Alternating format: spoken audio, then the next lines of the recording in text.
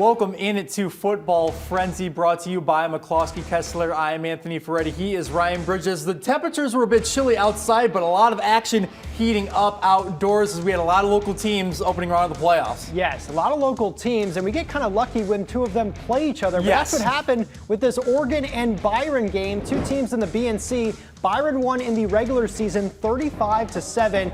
Jeff Boyer looking for another state title, and the journey starts here for the Tigers. But the first touchdown that we saw was Oregon. It's Benny Olalde. He connects with Keaton Salisbury for the score. It's 14-7 Tigers on top. And then Byron started to do Byron things. Cole Aitken, direct snap, in for the touchdown, 21-7. This isn't the same play. This time it's a Dawson Criddle touchdown. He breaks through the pile, 27-7 Byron. Here's the ensuing kickoff though. Byron boots it deep, and a really good bounce for the Tigers finds J.J. Edmondson, who runs it back for the touchdown. 34-7 Byron on top, and we're approaching the end of the half.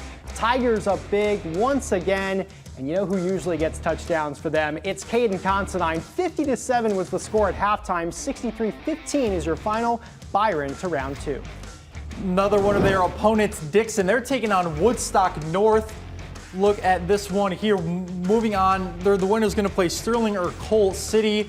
We've got a little bit of a negative note here. Woodstock QB Parker Hallahan is going to throw a pick on the third play. Dukes, though, Jagger Kemp, he was accurate right away. Gets the pass close to the first down marker, though, but he'll take it himself. Look at this, running their own version of the tush push, but he's going to break out of the pile here for the first score of the game.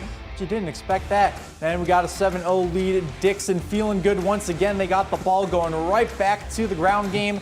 In the other pile, it is Landon Carnegie taking the whole stack of opponents with him. It's 14-0. And then once again, it is Landon with his easiest, most likely touchdown. It's 21-0. Then in the final minutes here, Jagger Kemp, look at this, keeps the ball, and then he is going to stare straight into our camera, capping off a dominant first half. Dixon would take this one, and they will advance. They win it 45-0.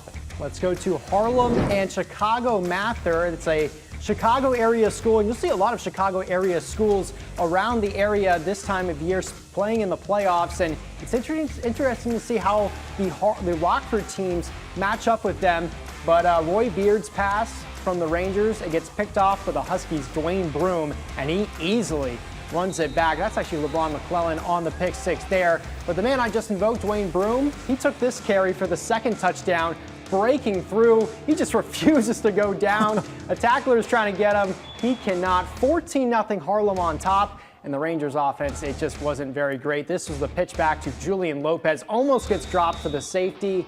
But later on in the second quarter, Harlem just continued to put it on. This is Braxton Fawcett to Finn Stovall for about a 50-yard touchdown. It was 34-0 Harlem, 20 minutes into the game, and 62-0 was the final score.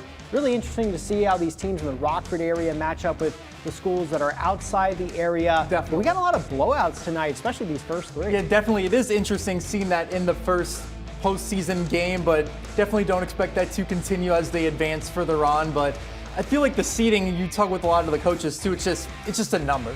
Right, exactly. The strength of schedule is a huge part of it. The records, you can kind of throw them out the window when you get to this time of year. There was a lot of other games, though, going on around the state line and around Illinois as well that had area teams. But there's a bunch of games tomorrow that you should be aware of. And here they are right here. We'll have highlights after the break.